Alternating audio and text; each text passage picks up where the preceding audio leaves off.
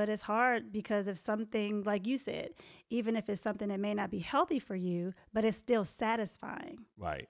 You have to start from the beginning again to get back around to it not being satisfying anymore. Yeah, and the Right? best way to do that, yes, absolutely. And the best way to do that, by the way, guys, and this is all, again, so that we are developing the right self-talk, is to say, what is satisfying to you? Because sometimes we accept unsatisfying as satisfying because we're settling. So the key is to write down what is satisfying. Mm-hmm. Otherwise, we'll take unsatisfying and trick ourselves into saying, it's not too bad. If you're a go-getter, faith-driven, and family-focused, and need to break through to your next level, this is the podcast for you. Your self-talk can reshape every area of your life. It's time to dream and think big. Welcome to the Self-Talk Experience with Darnell and Tracy Self. It's time to elevate, baby. Let's get into the show. Welcome to the Self-Talk Experience, where the things you say to yourself about yourself will eventually determine what you have for yourself. Right, babe? That's exactly right. Welcome to another Self-Talk Experience. It's exciting to be back to really help people shape the things they say to themselves. Yes. And isn't it funny how, as children, a lot of the things that we've developed as habits, we don't even realize once we become adults, that these are things that are ingrained in us subconsciously. I'm sorry.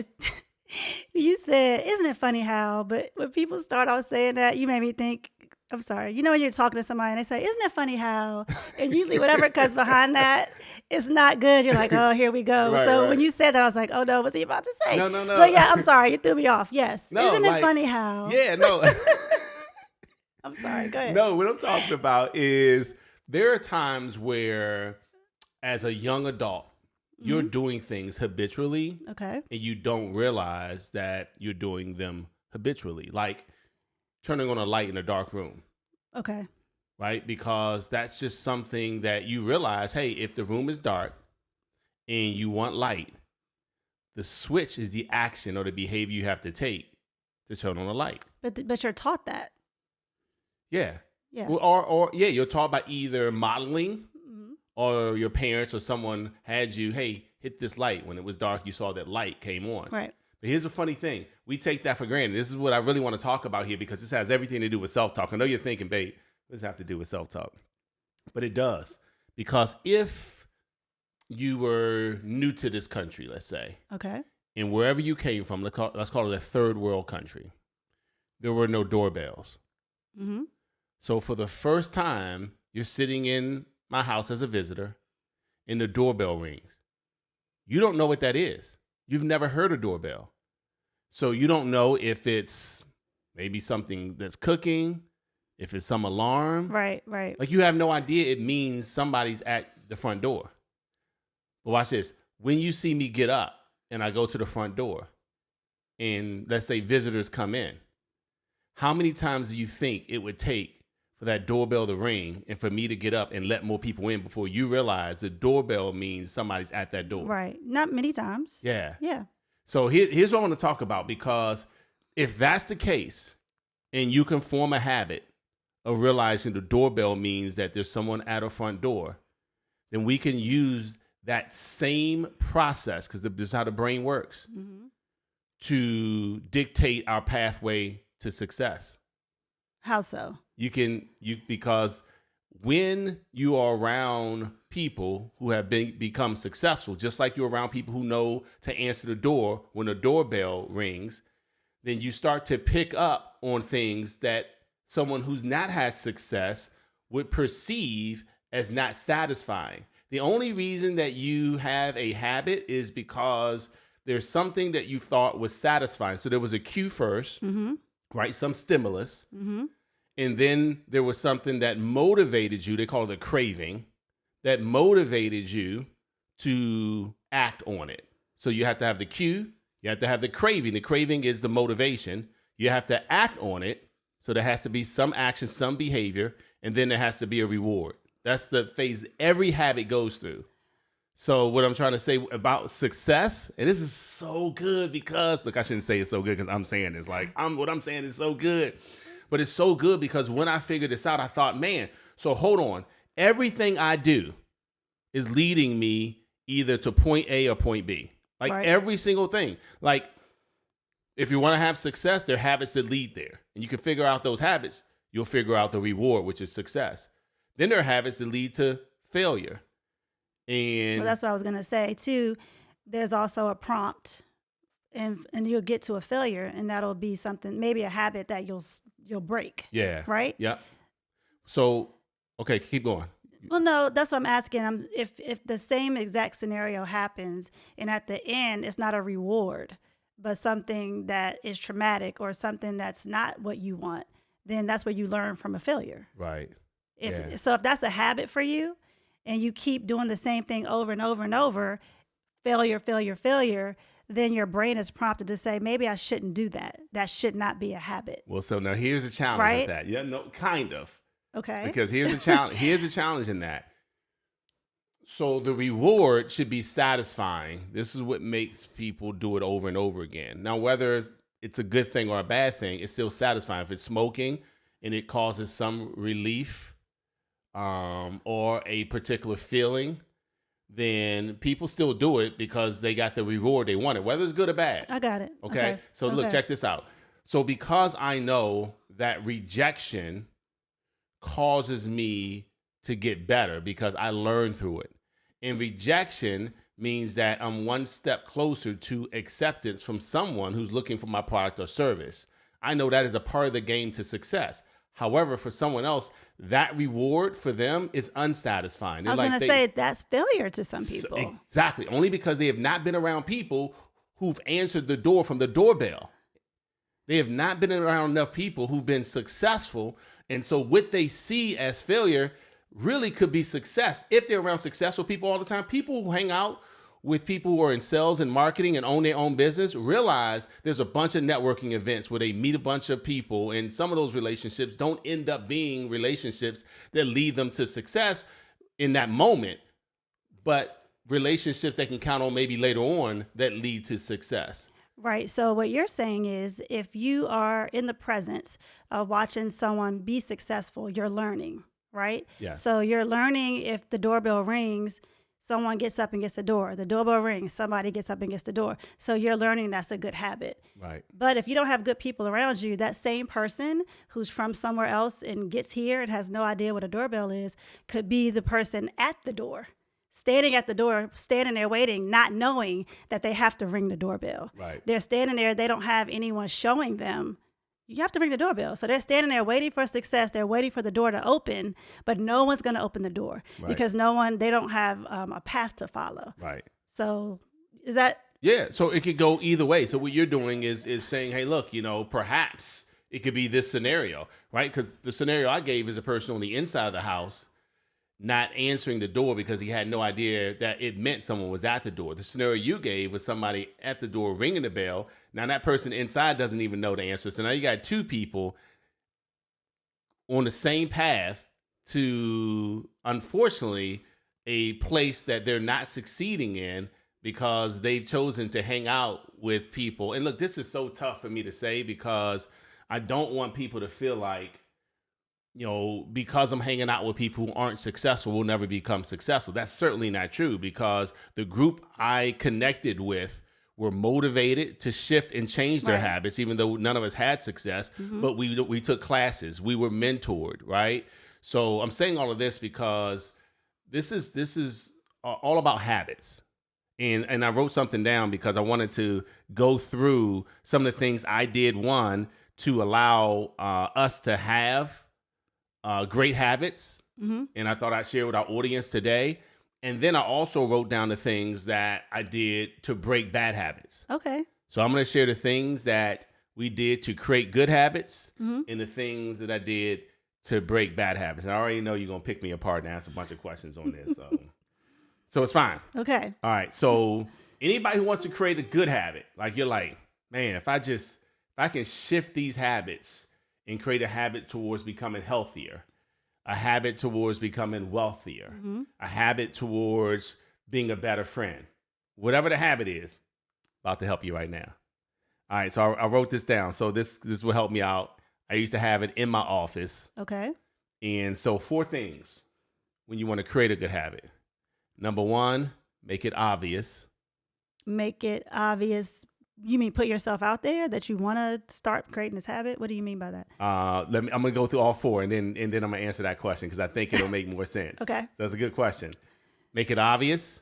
Okay. Make it attractive. Make it easy, and make it satisfying. Okay. So make it obvious, make it attractive, make it easy, and make it satisfying. Okay. All right, so obvious. Let's just use health just because I'm on this health journey right now. And and so this is proof, by the way, that you could develop a habit, but you need the motivation, which is what I called the craving earlier. Okay. The motivation. The cue alone, the stimulus alone, which means I know the room is dark and I want light, is not enough. You got to want it so bad because you can't find what you're looking for that you're forced to turn on the light, which means an action has to take place. So watch this. So it has to be obvious.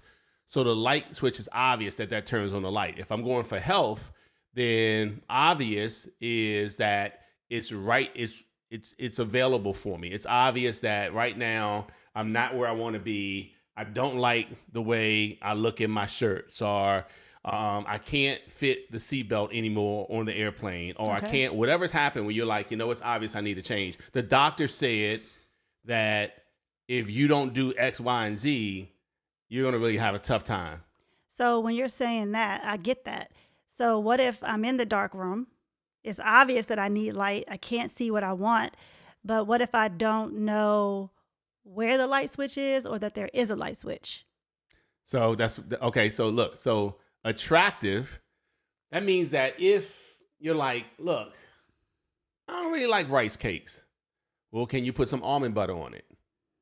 Right? So can you make it more attractive? I'm going to get to your light switch in 1 second. Okay. So make it attractive.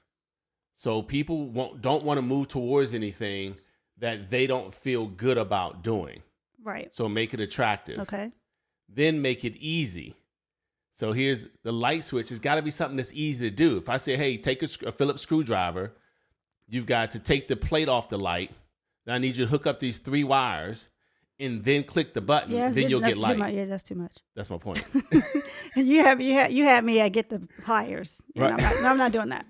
I'm not doing that. I didn't even say pliers. I said a Phillips screwdriver. Well, whatever. That makes it even worse. I don't know. So, but look, check this out. Anybody can do this. So if it's a health journey, If it's for an easy, example. yes, I got you. So it becomes obvious first. So something happens that says, it typically is a problem you're trying to solve. Mm-hmm. This is what creates habits. Just like, and they create bad and they create good habits, by the way, but they create habits when there's a problem you're trying to solve. Hey, I'm trying to get in the game. Hey, I'm trying to build this relationship. Hey, I'm trying to become wealthy. It's something you see as a problem. Hey, it's dark out. It's dark in the room and I want light.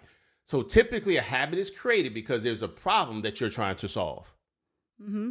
Okay, whatever it is, it's a relationship and I just feel like, what in the world is happening here? There's some problem you're trying to solve. And so you want to have something that's repetitive so perhaps you can fix that problem. But you have to be, how are you motivated though to do it? Because we always talk about your pain points. Yeah. Does something have to hurt so bad? Like you're saying, maybe you're okay with how you look with your shirt if it's too tight because it doesn't fit because your weight has, you've gained weight. Maybe the doctor's saying you're like, it has to be something, but what if it's nothing? What if there's nothing motivating you? Right. So then you don't create that habit. It just doesn't happen. That's exactly right. Yeah. That's exactly right. So there has to be a cue first, right? There has to be some type of trigger. All these have to take place. So 1 can't happen, 3 can't happen, and right, 1 that's doesn't. Why, I get that. Yeah. Right. So there has to be first something you notice something. You're like, hey, shoot, I don't like this. But just because you notice it doesn't mean you're prompted. That's to exactly do something right. about You may it. say, man, I feel like all my relationships, I feel like everything I try on doesn't fit. I feel like I'm tired of saying I can't pay my bills. Like it has to be some type of trigger first. Right. Then you have to be motivated. Then once you're motivated, you have to take an action. All these have to take place, by the way. Yeah. Then you have to take an action because if you receive the trigger, you're like, I don't like the way these clothes look, and I'm tired of it. So cue and motivation, but then you don't do anything about it, it doesn't matter. Mm-hmm. So Right. all 40s have to take place. So there has to be a cue, and there has to be some type of motivation for the response to happen, Well, right? So we call it craving, right? And then there has to be some type of response, and there has to be some type of reward in the end. Otherwise, the reward keeps you doing it again. That's what creates the habit. So the first time doing it doesn't create the habit, by the way. So look, let me get back to my weight loss journey. So, man, I don't want to look like this, right? I want to feel better. I want to have more energy. I'm 52. but I'm that's ready to, because you're changing your self-talk, babe. Like you're saying, you have to be prompted to change your self-talk. That's correct. Because the self-talk you could say, well, I'm in my 50s now. This is kind of my look now. This is what it is. I'm just going to go ahead and. Yep. So something like you're saying has to prompt your self-talk to say, hey, I don't like this. This is what I want to do. This Right. is how I want to look. This is how I want to feel. That is correct. Right. And it's a personal choice, though, because not everybody, like the size I want to be may not be the size someone else wants to be. Right. So it's a personal choice. So I'm not Right. judging, right? Someone may be completely okay at that particular size or weight or height. Mm-hmm. You know what I mean? That weight for that height. Somebody else isn't. Right. So, but my point is here is that if you make it obvious and it's something that's attractive, so you're like, I can eat that. Like, so you try a few different things, like, that's not good. I don't really like that, but I can eat this. You mean this one's good for me? I can eat that. Right. Then, Because that's easy. That's easy. Oh, I like eating that. So that's easy. That's something that's easy. well, it's attractive, right? But the easy part is that it's already pre-made. Okay. Okay, so attractive is I like it, Okay. and then easy because I don't have to try to go find it. Okay. Now, because watch this. If I didn't like it, so it wasn't attractive, I'm like, I don't like beets. So if beets were good for me, that wouldn't be attractive. That'd be tough for me. Okay. Okay. Not only do I not like beets, but you're telling me I have to leave the house and go get them from 20 minutes from Annapolis, which is 20 minutes from our house. And then prepare it. Exactly. Right. I got it. You see that? Mm-hmm. So, and then the reward that I get from beets, I don't even see a difference. All right. That's why all these have to take place to create a habit. Mm-hmm. I just use fitness because, you know what I mean? So not only do I have to see that I want to change, because not everybody does, then I have to be motivated that I can do this. Now I can eat this for 1 week. You mean I can do this, and then the next week I can change it to this. That's why it's good for some people to say, okay, this week I'm giving up bread. This week I'm giving up all sugars. This week, it's hard to say for the next 6 months for the average person. But once they create the habit, it's just it's the way they live. Right. It's who they are. Right. It's what they do. Right. And that's with everything. That's with everything. Yeah. This is what I'm trying to say for success. This is just at some point, man, I just can't wait for the audience to figure this out because everything, the brain works the same way. Yeah. Like I'm not thinking about how I'm driving home, right? It's because subconsciously I've done it so many times. It's a habit. Right. So I don't have to consciously think, okay, what do I do? Oh, is it a left here? So that means But I can talk to sometimes you. stuff is such a habit. You may be, like you said, you may be on the phone talking and you're supposed to be going somewhere, but because you're used to going somewhere else, that's exactly so right. familiar and it's so ingrained. Yeah. You're like, oh my goodness, I missed my turn. I'm going to my mom's house. I'm supposed to be picking up somebody from school. That's exactly right. right? That's because exactly. it's so in you. That's what I'm saying. It's hard to fail once success is a habit of yours. This is what I'm trying to prove. That's good. But the Yeah. reward, this is the reason why being around people who've done it, they've lost the weight, they've built healthy relationships, because they can tell you the reward actually looks like this. Because what someone could say the reward looks like, well, the reward looks like this.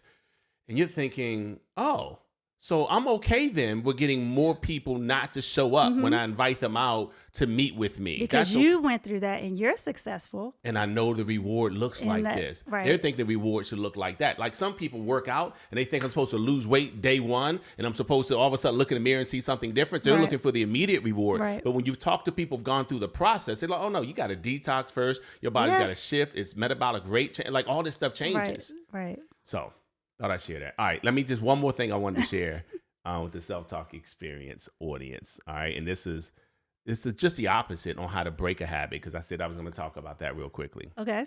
Okay. Which is not even really the topic I thought we were going to talk about on this episode, but that's okay because we're going to talk about that on the next one. The next episode, by the way, we're going to talk about how to focus on winning instead of avoiding losing. Okay. That's what I thought we were going to talk about today, but I went somewhere else. But that was going to be real good. All right. So look, this is how you break a bad habit. Remember I said make it obvious before? Okay. That was the first one. To break a bad habit, you make it invisible. You start off with invisible. Stick with me. What? Invisible, unattractive, difficult, and unsatisfying. Okay. So it's the exact opposite. Yep. So invisible, like if bad food not even in my house, how can I eat it? Yes. It's got it. invisible. I'm just using food, but you can use this in anything, right? So if for whatever reason a bad habit is social media, you might need to eliminate some of your social media. Okay. Unless you're using it for marketing and for business. But it's invisible now. So what was, the scroll hole people going down for 2 hours was taking them away from 2 hours of personal development, 2 hours of being coached. Mm-hmm. Okay. So invisible. So wait. So what if you talk about a relationship? You have to make the person invisible. Is that what you're saying? In some cases that might, but Send them the voicemail, guys. Don't answer. You can't build a relationship that's invisible. So you at that point have said that I'm not really looking to build a healthy relationship, but I'm willing to break the bad habit from this relationship. The relationship, I know you're joking, but if the relationship is a bad habit, then yes, make it invisible. Yeah. And the people know whether that relationship is a bad habit or not. Absolutely. Okay. The flag was red. Stop coloring it green. Okay. Unattractive. Yeah. Right? So remember I said, if you don't like the rice cake, you can put some little almond butter on it and then it's attractive. Mm-hmm. Well, if it's unattractive, you can break a bad habit. So dip the cigarette in vinegar and you probably won't smoke it. Oh. Okay. Difficult. So make it difficult to access. Right. Right. Then it's you said, if it's not in the house, you can't go to the pantry and get it. Or it's just difficult to get to for whatever reason. Yeah. So make it difficult. And you can apply this to any area, by the way. Mm-hmm. Make it difficult if you're trying to break the bad habit, and then unsatisfying. So that's the key. It's just the opposite. It's just the opposite, but it's hard because if something, like you said, even if it's something that may not be healthy for you, but it's still satisfying. Right. You have to start from the beginning again to get back around to it not being satisfying anymore. Yeah, and the best way to do that, yes, absolutely. And the best way to do that, by the way, guys, and this is all, again, so that we are developing the right self-talk, is to say what is satisfying to you. Because sometimes we accept unsatisfying as satisfying because we're settling. Mm-hmm. So the key is to write down what is satisfying. Mm-hmm. Otherwise, we'll take unsatisfying and trick ourselves into saying, it's not too bad. Right. So the key is to say, okay, what is satisfying to me? What is that I want out of this? Mm-hmm. So that way, if it doesn't line up with what unsatisfying is, we won't keep, telling ourselves it's okay when we know it's not. But that's the shift again in your self-talk, right? Yep. Absolutely. Absolutely. Yeah. So, the key is, how do we talk to ourselves when it comes to these habits? Are we like, I'll never lose weight. I'll never have great friendships. I'll never never be successful. Yeah. Or, hey, look, I'm developing the habits today that are leading me to success. I'm developing the best relationships that I've had in my entire life. Yes, absolutely. Right? I'm at 52 years old. I'm becoming the healthiest I've been and the most fit I've been in my entire life. Yes. Right. So that self-talk is critical there because it'll encourage you to do the things we just talked about. Yes, absolutely. All right. That was good, babe. I just thought I'd help somebody. No, you helped me. Okay, good. You always do, though. Good. Break those habits, girl. The bad ones. Hey, guys, remember the things we say to ourselves about ourselves eventually determine what and even who we attract for ourselves. I'm looking forward to you developing some amazing habits, champions. Take care. See you at the top. Bye. Thank you for listening to the Self-Talk Podcast with Darnell and Tracy Self. We hope you enjoyed. Be sure to rate and review this podcast on your favorite podcast listening platform. And we'll see you next time. And remember, talk good to yourself.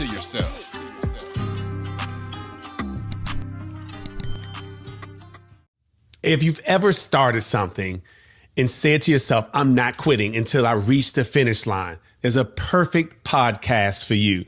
The We Won't Quit podcast by my man, Mike Humes, mailman and millionaire, never gave up. Not only did he have success, but he's helped a ton of other people do the same thing. He's going to be interviewing people who never stopped until they finish. So check it out. We Won't Quit podcast.